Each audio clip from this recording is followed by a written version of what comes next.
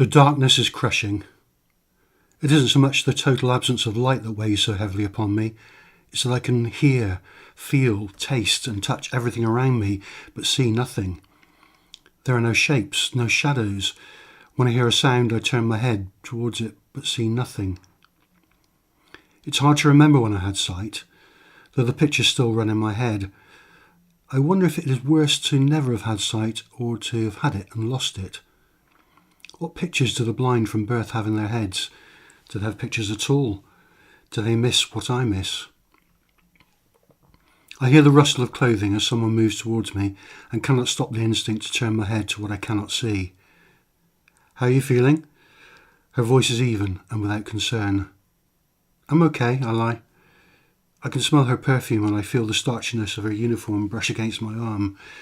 Then she's touching the bandages that are wrapped around my head.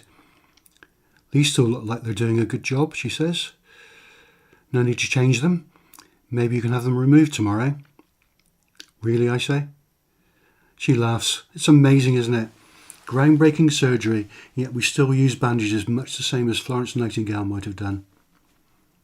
She's right. Calling the procedure groundbreaking doesn't really do it justice. I imagine I look like some casualty from the Crimean War, yet the history I'm part of making is very much 21st century.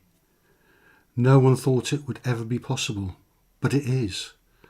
The whole idea of being able to see through someone else's eyes was the stuff of science fiction until today. But now the first eye transplant surgery has been performed. She takes my pulse and I know it's high. The pain is starting to build again and I ask her, can I have some morphine? She sighs. Somehow I know she's nodding and then I feel a slight pressure with the cannula that's fitted to my arm and she adjusts the dose. It's only seconds before I feel the drug begin to take effect and I say thank you. The pain will go eventually, she says. Once again her voice is matter of fact rather than caring. I lay back on the bed and let the relief run through me. The pain subsides quickly and I feel a strange euphoria. The pictures run in my head again, and as I feel myself falling into sleep, I wonder what it will be like when the bandages are gone. When I dream, I have sight. The euphoria the morphine brought me feels like nothing compared to the joy of this. I keep my eyes wide open in my dreams and I consciously avoid blinking. I don't want to miss a nanosecond of what I can see. I know I'm dreaming, but it doesn't matter. Surely when you have vision, it shouldn't matter whether it's real or not, only that you can see it all. And I can. I see those I love and those who loved me. I see the places I've been and the sights that have astounded me. I also see sights that I once would have taken for granted, but now appreciate for their remarkable complexity of colours and shapes and light and shade. I always run in the dream.